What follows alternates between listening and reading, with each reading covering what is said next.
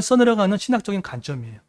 그러니까는 우리가 지금 연약하고 또 많이 실패하고 답답하고 이 모든 상황 가운데도 예수의 권능이 임하면 된다라는 것에 대한 이야기를 그분의 신학 관점으로 이야기를 하고 있다는 것입니다.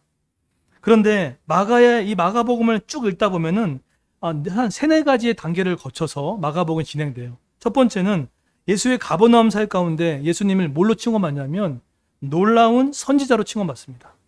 그리고 더 나아가서 갈릴리 사역 가운데서는 메시아가 곧 하나님의 아들, Son of God. 여러분, 이 Son of God은 복음 용어가 아닙니다. 이 단어는 사실 로마 황제에게 붙여진 신적인 언어예요. 근데 이 신적인 언어가, 이 언어를 마가가 첫 번째 구절로 Son of God, 하나님의 아들, 그리스도의 복음의 시작이다. 이렇게 표현했던 거예요. 제국 언어를 갖고 지금 복음의 언어로 풀어내는 마가의 관점이죠. 그런 다음에 갈릴리 밖의 사역 가운데 고난당하시는 종으로서 보여주고 나서 결국은 마가복음의 마지막 했을 때 한 단어로 마치죠. 진실로 하나님의 아들이었다 라고 이야기를 하면서 하나님의 아들로 이야기를 합니다. 여쭤볼게요. 마가복음을 만약에 이렇게 펼쳐져 있는 마가복음을 하나로 쫙 이렇게 엑깃을 뽑으면 무슨 내용이냐면 이겁니다. 예수 믿는 본질이 뭐냐, 그리고 두 번째 예수가 누구냐라는 것과 두 번째는 그랬을 때 신앙인의 태도가 뭐여야 되냐라는 것을 얘기합니다. 다시 얘기할게요. 예수 믿는 게 예수가 누구며 또 예수를 믿었을 때 신앙인의 태도가 뭐냐라는 것에 대한 이야기가 마가복음의 핵심 이야기예요. 자, 그러면 여러분, 마가복음에는 총 3스토리가 있습니다. 근데 이 3스토리를 들으면 마음이 너무 아파요. 누가 나옵니까? 오늘 거라사 지역에 있는 귀신 들린 자가 나와요. 두 번째로 누가 나오냐면 야이로 딸이에요. 여러분, 자녀 아파보신 거 경험해 보셨습니까? 너무 아픈 스토리인 거예요. 내 자녀가 아프대요. 그 스토리예요. 또 세 번째는 뭡니까? 혈류증을 앓는 여인. 12년 동안 모든 재산을 탕진하면서 했던 여인. 결국 공통점이 뭡니까? 더 이상 인간의 힘으로 할 수 없는 상태인 거예요. 아마 이 자리에도 거라사의 광인처럼 귀신에 붙들만 될 같은 느낌 때문에 분별력이 사라지고, 또 한 가지 야이로 딸처럼 야, 이거 어떻게 해결되냐는 거예요. 이 질병 어떻게 해결되냐는, 그런 고통을 갖고 있는 분도 계실 거고, 혈류증을 앓는처럼 이 문제가 끊이지 않고 계속해서 우리 가정을 무너뜨리는 그 혈류증이 앓는 듯한 그런 문제를 겪는 이 분들이라면 마가복음의 5장이 우리에게 지금 얘기를 하고 있습니다. 핵심 주제는 이겁니다. 예수님은 하나님의 능력과 권세를 가지신 분 동시에 우리의 인간의 아픔과 슬픔을 돌아보시고 해결하시는 분이시다는 것을 갖고 나갑니다. 자, 오늘 이 관점으로 오늘 보도록 하겠습니다. 자, 첫 번째 보세요. 첫 번째, 이제 마가복음에 이제 선 이해가 됐어요. 첫 번째, 그럼 마가복음 오늘 거라사인의 이 귀신 들린 자가 우리에게 뭘 얘기하는지 자, 한번 읽겠습니다. 자, 한번 읽어볼까요? 시작. 예수님. 자, PPT를 띄워준 상태에서 마가복음 자 5장 한번 띄워주세요. 자, 5장 1절 이렇게 보세요. 자, 한번 읽어볼까요? 시작. 예수께서 바다 건너편 거라사의 지방에 이르러. 자, 다시 PPT 놓으시죠. 오케이.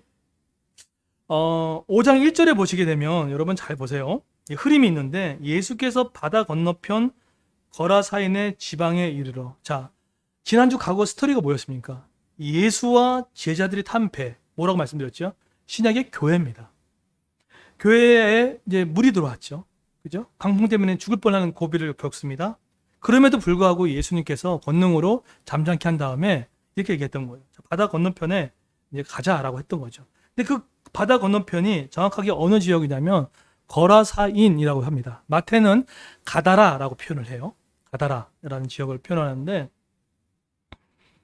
근데 저 지역은 학자들이 이런 견을 내요. 그러니까 한 48km 정도 약입니다. 떨어졌기 때문에 어떻게 그 자리에서 그렇게 멀리 갈 수 있었을까라고 했기 때문에 그 지역이 아닐 수 있다라고 이야기를 하지만, 누가와 마가와 또 마태의 어떤 이런 견해를 한번 이렇게 보면 그래도 저 지역은 정확하게 말해서 거라사 지역이 맞다. 그러면 저 지역은 어떤 지역인지 잘 보시면 옛 무덤이 있는 곳이에요. 그러니까 폐허된 무덤들 있잖아요.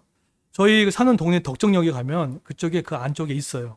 아파트가 있는데 그 아파트 앞에 무덤이 있어요. 진짜로요.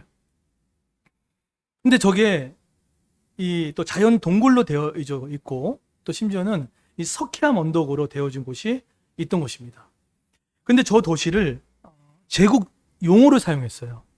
거라사이라고 했잖아요. 그런데 저 지역을 정확하게 말하면 데가볼리라고 합니다. 데가볼리.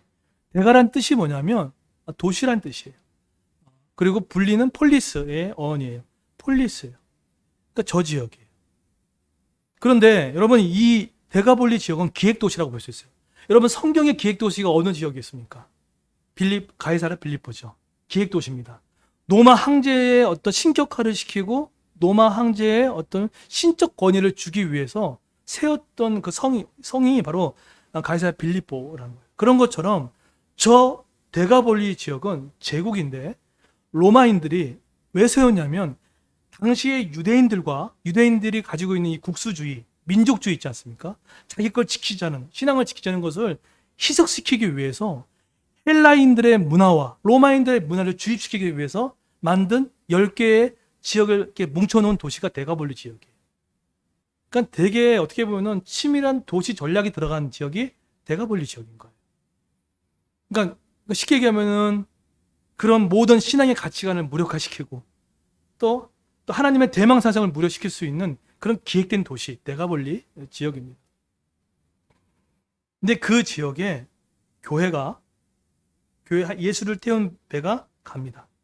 여러분 어제도 지난주도 얘기도 했지만 아니 그렇게 강풍 그거 해결됐으면 조금 좀 편한 데 가야 되잖아요. 근데 예수의 이 배는 글로 안 가요. 오히려 마가복음 5장에 죽은 야이로 딸이 있고 혈류증이 알려있는 곳에 가 있고 귀신 들린 곳에 더 낮은 곳으로 가고 있어요. 여러분 교회는요 높은 곳으로 가는 게 아닙니다. 교회는요 더 낮은 곳으로 가는 거예요. 교회의 성숙됨이 뭔지 아십니까? 교회의 성숙됨은 시몬은 베뇨가 얘기했지만 교회의 성숙됨은 머뭇거림이에요. 함부로 약한 사람을 함부로 대하는 것이 아니라 조금 더 성숙한 사람은 하나님 믿는 사람은 머뭇거림, 말 한마디 할 때 또 어떤 행동을 취할 때 머뭇거린다고 표현을 해요. 그런데 이 배가 높이 영광을 취하는 쪽으로 가지 않고 더 낮은 곳으로 더 손길 닿지 않는 곳, 사람이 가지 않는 곳으로 데가볼리 지역으로 갑니다. 자, 그런데 데가볼리 지역에 이제 갔던 그 지역 가운데 2절에 보시겠습니까? 2절에 안타까운 사연을 갖고 있는 한 사람이 등장합니다. 2절에 보세요. 한번 읽어볼까요? 이렇게 시작.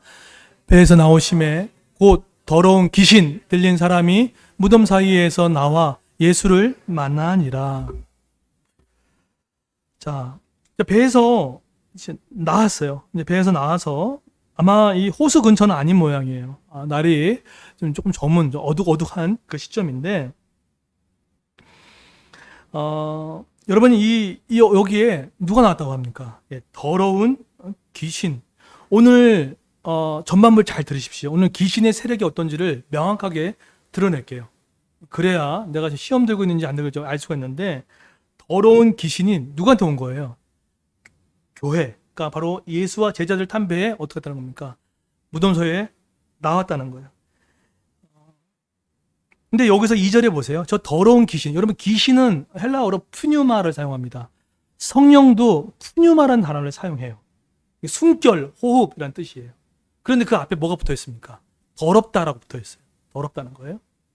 그런데 이 더러운 이 귀신이 더럽다는 것은 바로 이 불순종한 영이고 불순한 영을 뜻합니다.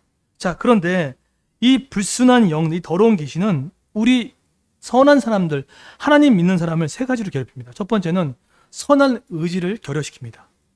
그리고 두 번째로 이 귀신의 영령은 그 지배를 통해서 파괴적인 우울증 증세를 나타낼 때가 있어요. 물론 의학적인 우울증도 있지만 파괴적인 악령의 지배를 말미암아 정신을 혼미케 만드는 일들이 놓여져 있어요. 그래서 제가 적어 와봤습니다.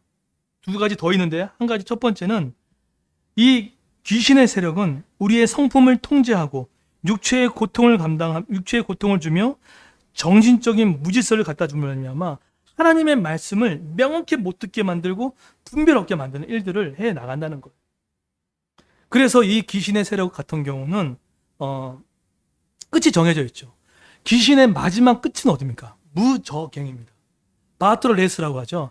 끝이 없는 그런 들어가죠. 수월이기도 하죠. 귀신의 마지막 결론은 거기에요. 그렇기 때문에 이 귀신이 자신이 세력을 더 이상 펼치지 못하는 것을 그걸 두려운 나머지 사람한테 옮겨 다니면서 때로는 여러 통치자에게 권세 잡은 자들에게 들어가면서 계속해서 그 세력을 확장시키는 역할들을 한다라고 이야기를 하고 있습니다.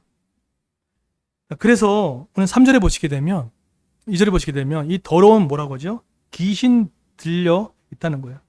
이 사람의 이름은 몰라요. 그런데 이 사람의 이름은 모르지만 어쨌든 이 더러운 귀신이 그 영혼을 지배하고 했다는 거예요. 자, 그런데 얼마나 안타깝냐면 보세요. 3절에 보시면 얼마나 그 힘이 큰지를 보세요. 그 사람은 어떻게 하죠?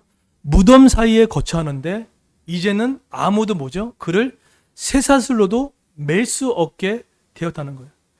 여러분, 지금 한 사람의 몸에 쇠사슬을 했다는 것은 뭡니까? 결국은 이것은요, 그 사람을 어떻게 합니까? 방치시켰다는 거예요. 그 노숙자를 전문적으로 연구하는 사회복지사 한 분이 어떤 얘기를 하냐면, 노숙인 분들이 여러분 가장 어려워하는 게 뭔지 아세요? 연구하는 보면서 그 수많은 사람들을 섬기면서 노숙인들의 가장 어려움은 돈도 돈이지만 결국은 소외감이에요. 소외감이에요. 왜냐하면 내가 노숙인이 되면 첫 번째로 주변 사람들이 떠납니다. 왜? 저 사람이 노숙인이 됐기 때문에 내가 뭘 도와줘야 되나 라는 생각 때문에 어떡하죠? 거리를 두기 시작하는 거예요. 심리적인 거리를 두기 시작한다는 거예요. 돈은 나중에 문제예요. 그러면 모든 사회적인 관계망이 어떡합니까? 끊어지기 시작합니다. 그러고 나서 어떻게 합니까? 그리고 쳐다보지 않고 방치하죠. 오늘 이 사람도 마찬가지예요. 여러분, 이 석회암 동굴 쪽에 있고 자연 언덕에 있는 여기서는요, 이방인들도 많이 살았다고 합니다. 유대인도 있었지만 그 대다수가 바로 이방인들이었어요. 그런데 뭘 묶어놓은 거예요? 쇠사슬을 묶어놨어요. 이 얘기는 뭐예요?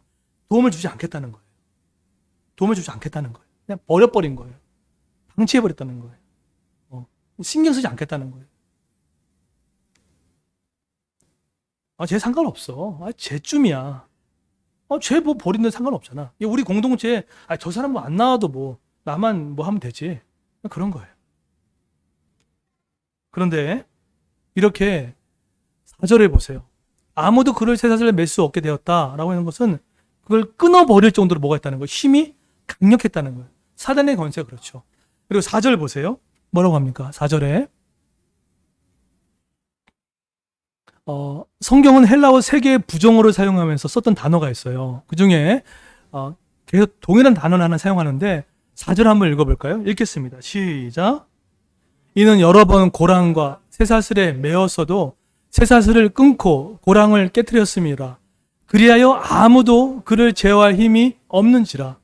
네, 아까 제가 3가지 부정어 헬라어 썼다고 얘기했는데 그 단어가 뭐냐면 아무도예요. 아무도 그를 제어할 자가 없다는 거예요. 첫 번째, 사람의 어떤 영문인지 모르겠지만 사람에게 버림받았고, 두 번째, 귀신 들려서 아무도 찾아오지 않고, 세 번째, 사람의 도움도 없고, 근데 아무도 저 폭력적이고 거칠어진 저 사람을 제어할 수 있는 사람이 없다라는 거예요. 여러분, 사단의 권세는 우리가 상대할 수 없을 정도입니다. 아주 강력합니다. 자, 이렇게 제어할 수 없는 귀신에게 묶여있는 이 사람처럼 우리 중 안에도 정말 귀신에 묶여있는 듯한 느낌으로 어떻게 할 수도 없는 상황들이 놓여있는 분들도 계실 겁니다. 그런데 그가 예수님이 이제 개입하십니다. 사람이 못되는 건 아주 못되기 시작할 때는 하나님의 개입이 시작이 되는데 7절을 보세요. 하나님이 개입하실 때 이렇게 얘기합니다. 자, 9절에 보세요. 9절에 보시게 되면 한번 읽어볼까요? 읽겠습니다. 시작. 이에 물으시되 내 이름이 무엇이냐? 이르되 내 이름은 군대니 우리가 많음이라 하고, 여러분 지금 PPT를 보시게 되면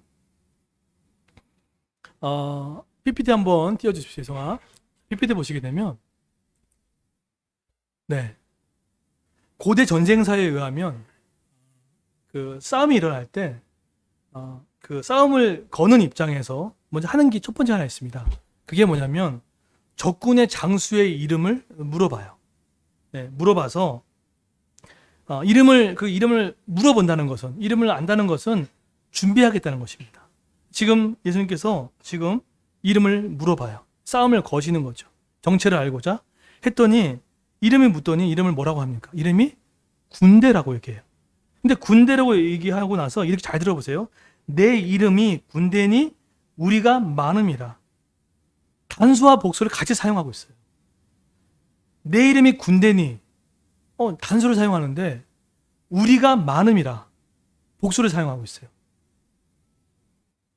결국은 우리가 생각할 때 이 귀신 들린 자 속에 들어간 이 귀신이 한 인물이 아니라는 얘기예요.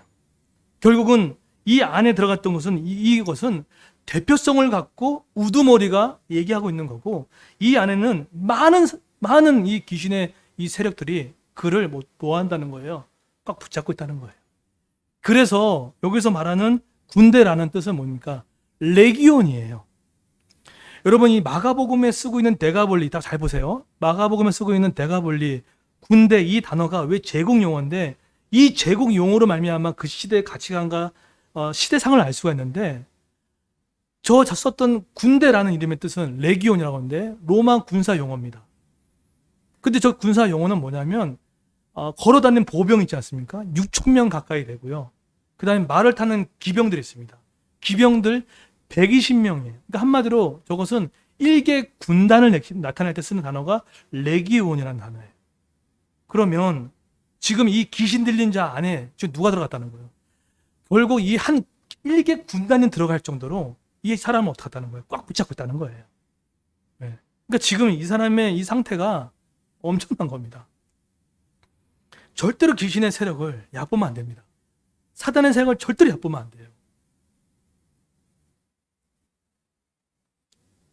결국은 내 이름이 뭐냐라고 했을 때 나는 군대다 얘기하면서 사람을 괴롭히고 있는 귀신의 숫자가 매우 많다는 것에 대한 집단적 의미를 이 얘기를 하고 있어요. 사람이 건강하고 또 영혼을 지배하기 위해서 사단은 어떤 수단도 다 동원시켜가지고 한 사람을 무너뜨리게 만드는 일로 한다는 거예요. 그런데 이 귀신이 예수님을 정확히 알았어요. 자, 한번 보세요. 예수님이 한 6절 보세요. 귀신도 아는 하나님입니다. 6절에 보세요. 자, 6절에 보시게 되면 한번 읽어볼까요? 시작. 그가 멀리서 예수를 보고 달려와 절하며 라고 하는데, 번역을 정말 잘했어요. 잘했는데 저게 조금 더 깊이 들어가면은 무릎을 꿇었다는 거예요. 무릎을 꿇었다는 거예요. 누구한테요? 예수 앞에. 레기온, 정말로 이 말로 다 할 수 없는 이 우글우글거리는 이 사단의 세력이 예수 앞에 지금 무릎을 꿇었다는 거죠. 그런데 이 마귀가, 사단이 7절에 보세요. 예수가 누군지를 정확하게 얘기합니다. 그러니까 하나님은 정말 대단하신 것 같아요. 그러니까 자 보세요. 7절에 보시면 저게 믿는 사람이 고백한 거 아니에요. 자 한번 읽어볼까요? 시작. 큰 소리로 부르짖어 이르되 지극히 높으신 하나님의 아들 예수여, 나와 당신이 무슨 상관이니까? 원하건대 하나님 앞에 맹세하고 나를 괴롭히지 마옵소서 하니. 여러분 지극히 높으신 이 단어는 유대인들 쓰는 단어들이 아니에요. 지극히 높으신 저 단어는 주로 이방인들이 쓰는 용어들입니다. 그런데 예수님을 향해서 지극히 높으신 뭐라고 했죠? 하나님의 아들 예수요라고 표현을 한 거예요. 여러분 저기서 하나님의 아들이라고 쓸 때 세 가지, 하나님의 아들이라고 쓸 때 세 가지입니다. 첫 번째가 뭐냐면 선민인 이스라엘을 얘기할 때, 두 번째는 이스라엘 왕들을 지칭할 때, 그리고 세 번째는 유대인들의 대망 사상에 들어갔을 때 하나님의 아들이라고 표현을 했어요. 근데 저 단어를 지금 누굽니까? 악한 이 사단이 지금 예수님의 정체를 드러내고 있는 거예요. 드러내고 나서 어떻게 합니까? 이 사단이 자기가 들어갈 곳, 무조경이라고 있죠. 영원한 형벌 받는 것에 두려워서 하나님께 협상을 합니다. 내고를 치고 있어요. 그 협상이 뭡니까? 협상이 뭐죠? 나를 멸하지 말고 어떡하죠? 저 돼지떼에 들어갈 수 있게 해달라고. 결국은 나중에 어떻게 합니까? 그 돼지떼에 들어가서 그 돼지떼에 들어가서 물에 빠져 죽었습니다. 근데 그 숫자가 몇 마리입니까? 2,000마리예요. 그 얘기는 한 사람의 인격을 무너뜨리고 한 사람의 정신을 지배하고 있는 그 숫자가 집단적으로 많고 있다는 것은 마가가 지금 얘기하고 드러내고 있다는 거예요. 여러분, 사단은요 정말 성실합니다. 욥기서에 보게 되면 하늘의 천상의 이야기가 나옵니다. 하나님 물어봅니다. 사단아, 너 지금 어디 갔다 왔냐? 라고 했더니 저는 세상을 두루두루 다니고 왔다고 표현해요. 여러분, 사단은 정말 성실합니다. 나쁜 쪽의 성실함이에요. 그래서 열심을 따라잡을 수가 없어요. 두루두루. 그러면서 베드로 전후서에 뭐라고 합니까? 마귀는 우는 자를 보죠. 삼킬 자를 찾고 다닌다고 하잖아요. 여러분, 마태와 마가와 누가복음 가운데 세 가지 시험이 있죠. 돌을 떡덩이 만드는 시험, 또 뭐 있습니까? 돌을 떡덩이 만드는 시험이랑 또 뭐 있었습니까? 만국을 보여주고 또 권세의 시험이 있었잖아요. 그런데 여러분, 이 시험을 다 끝나고 나서 마태, 마가, 누가가 관점이 달라요. 마가는 되게 구체적으로 그 열거를 하고요. 근데 누가는 달라요. 그 세 가지 유혹 가운데 한 다음에 뭐라고 표현하는지 아십니까? 마귀가 잠시 떠났다고 표현해요. 이게 되게 중요한 겁니다. 우리가 하나님을 믿고 나면 더 이상 사단이 오지 않고, 내가 은혜 받고 나였으면 사단이 오지 않는다는 이런 착각을 하게 만들어요. 그런데 누가복음을 보게 되면요, 잠시 동안 떠났다고 표현을 해요. 잠시 동안 떠남을 이야기하고 있습니다.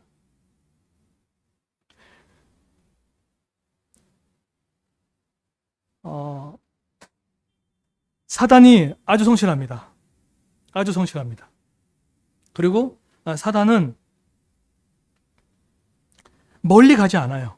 멀리 가지 않고 잠시 떠나는 걸 통해 가지고 언제든지 있는 한 2, 3주 것 같아요. 이게 저만 느끼는 감정이 아니라 2, 3주 동안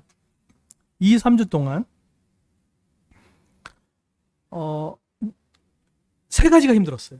한 가지가 뭐가 힘들었냐면 이게 하나님의 음성인지 이게 내 생각인지 분별이 안 되는 거예요. 그게 정말 힘들었고요. 두 번째로 뭐가 힘들었냐면 제가 하고 있는 목회 사역의 의미를 찾기에 무의미하게 만드는 자꾸 생각이 드는 거예요. 그게 너무 힘들었어요. 그리고 세 번째로 힘들었던 게 뭐냐면 성도들의 기도 제목을 신방 전하면 듣고 있는데 무너지는 소식, 힘들 수 있죠. 그런 소식들 가운데 제 마음이 너무 힘들어지고 난 어떻게 하나 이런 마음들이 2, 3주 동안 계속 진행됐어요. 그런 상황에서 제가 새벽 기도 제가 6시 반에 하고 나서 8시까지 기도한 다음에 아내와 지금 1, 2주 동안 계속해서 뭘 하고 있냐면 지금 정말 찬송을 정말 크게 틀어놓고 정말 좀 민폐가 될 정도, 그러면 안 되겠지만 정말 이 마음이 답답해서 정말 열심히 찬송하고 기도합니다. 그리고 여러분을 놓고 막 이름 불러놓고 많이 기도했어요. 여러분 한 사람 한 사람 놓고 그 어려움을 아니까, 여러분 나한테도 고백하지 못한 것도 저는 알잖아요. 그걸 놓고 많이 기도했어요. 근데 어느 순간부터 그러고 나서 점점점 교회의 어떤 지붕이 뭔가 떠나있다는 느낌을 받았고, 가장이 떠나있다는 느낌을 받았는데 점점 이렇게 오그라지고 다시 한번 모아지는 기분들을 받기 시작을 하더라고요. 여러분 혹시나 여러분의 삶 가운데 지금 자꾸만 그 내면 가운데 이게 무의미하게 만들거나 가치 없게 만들거나 이렇게 해도 되나? 계속해서 그런 마음들이 든다고 시작하면은 좀 분별하셔야 됩니다. 분별하셔야 돼요. 그래서 이때 가장 중요한 것 중에 하나가 무엇입니까? 가장 중요한 것 중에 하나가 뭐냐면은 분별력을 갖고 하는 이 부분들이 너무나 중요합니다. 어제 이제 우리 희성이랑 같이 이제 하나 바이블을 하는데 참 은혜가 있었어요. 그러니까 저는 이제 희성이 처음 할 때 지난주 말씀을 요약해 주거든요. 말씀을 딱 요약을 해주고 나서, 희성아, 지난주에 말씀을 보게 되면 배 안에 제자들이 있었고 그 예수님이 주무시고 계셨다. 근데 그 배 안에 물이 들어왔다. 그러면 이때 어떻게 되냐? 그러니까 이제 희성이는 얘기를 하죠. 이제 퍼내야 된다. 그 다음에 어떻게 되냐? 그럼 예수님을 깨워야 된다. 또 물어봤어요. 물을 퍼냈고 예수님을 깨웠는데 여전히 물이 새면 어떡할 거냐라고 했더니 희성이가 기가 막힌 얘기를 하더라고요.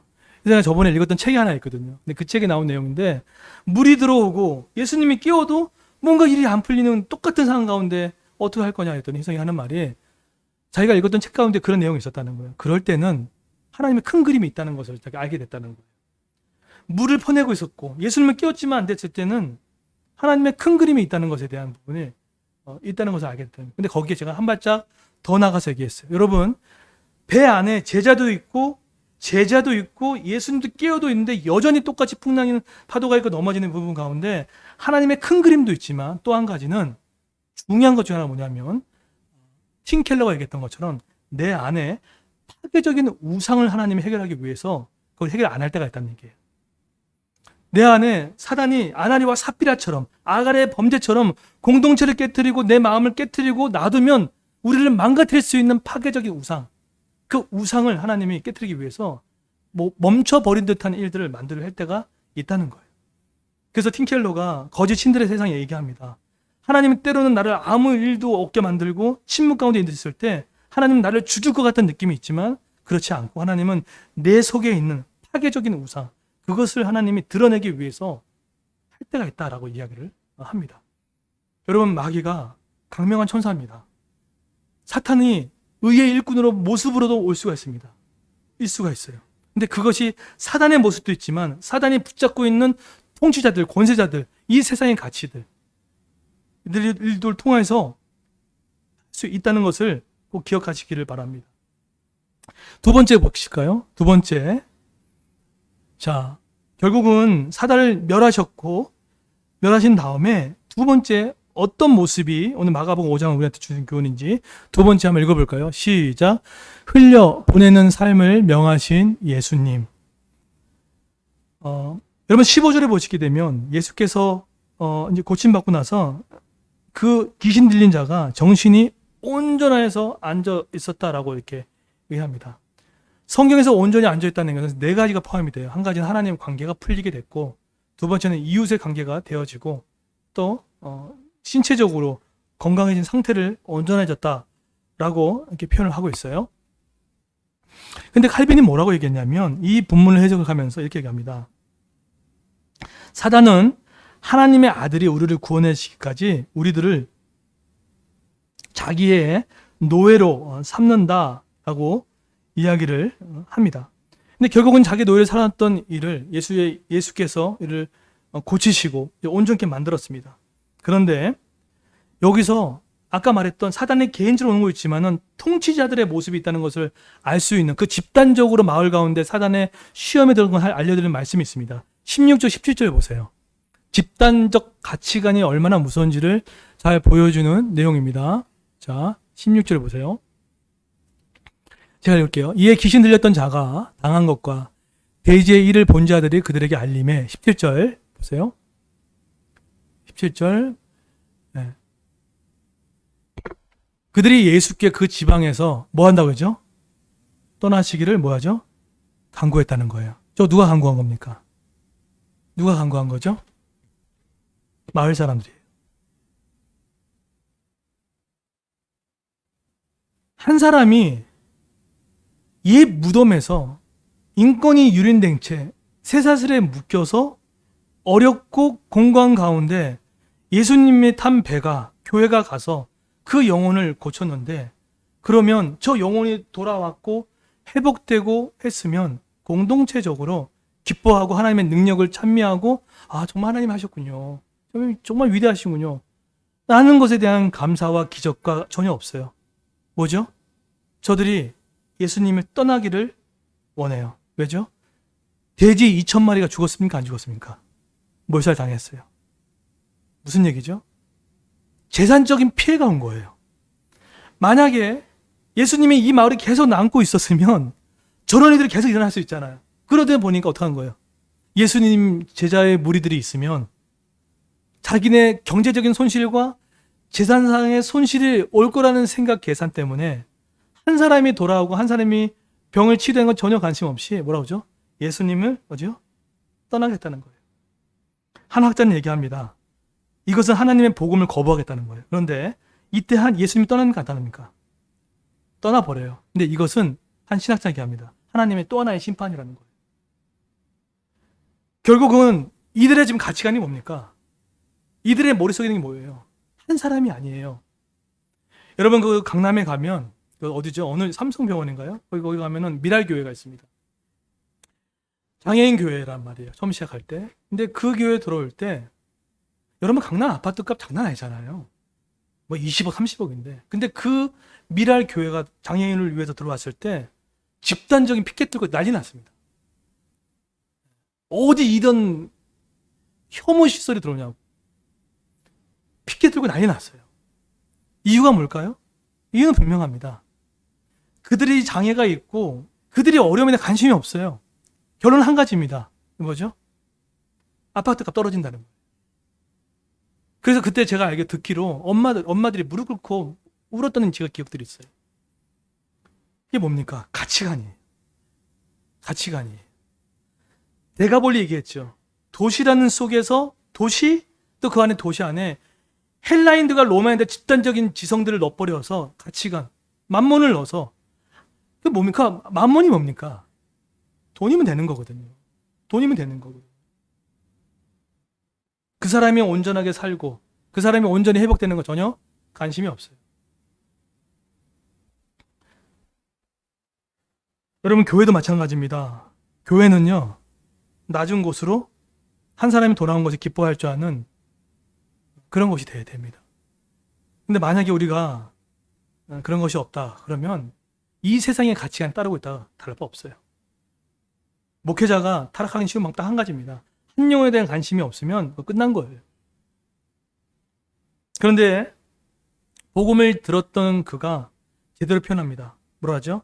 귀신 들렸다가 온전했던 그가 여러분 복음을 제대로 들으면요. 그 다음에 행보가 나와요. 뭐죠? 아까 말씀드렸죠? 함께 있기를 간구합니다. 이 얘기는 뭐냐면 예수님 따라갔으면 좋겠다는 거예요. 이게 그대로 나와요. 그런데 예수님이 그렇게 안 해요. 내 가족에게 가라고. 그리고 20절에 보면은 데가볼리에 가서 전파라고 얘기했는데 실제로 이 사람이 가가지고 데가볼리에서 이 복음을 전합니다.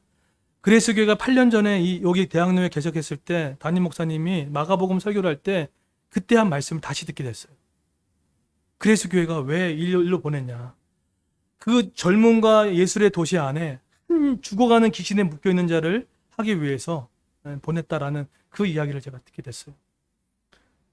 여러분 예수를 믿는다는 것은 점점점 내려가는 겁니다. 점점점 내려가는 거예요. 그리고 섬기고 가치 있는 것에 가는 거예요. 이런 것들이 없다면 우리가 정말로 예수 믿는지를 다시 한번 살펴보는 그런 마음들을 좀 가졌으면 좋겠습니다. 예수 믿어 우리 서희와 시온이가 지난주에 이 필리핀 근처에 어떤 할머니가 노숙인 할머니한테 아이들이 가면 돌아섰는데 주머니에 있는 돈을 털어서 줬다고 얘기하더라고요. 예배가 뭘까요? 그거예요. 돈을 줬다는 행위가 아니라 하나님을 믿었다는 행위는 결국 그 국률에 빠져 있는 사람들, 복음의 사각지대에 놓인 사람들, 또 어려운 사람들한테 기부의 문제가 아닙니다. 하나님의 환대의 모습으로 예의를 갖춰서 나가는 것. 그것이 교회의 본질이고 성도의 본질을 좀 믿습니다. 오늘 말씀 결론 맺도록 하겠습니다. 두 가지예요. 한 가지는 귀신 들리는 인생 가운데 예수께서 이것을 해결할 수 있는 사단을 멸하시는 분이라는 것을 잊지 마시고 두 번째로 기도하실 것은 또 이것은 흘려보내는 삶으로 나가는 것이 예수 믿는 삶의 행위의 모습을 결코 잊지 않는 저와 여러분들을 예수의 이름 축원드리겠습니다. 이제 같이 한번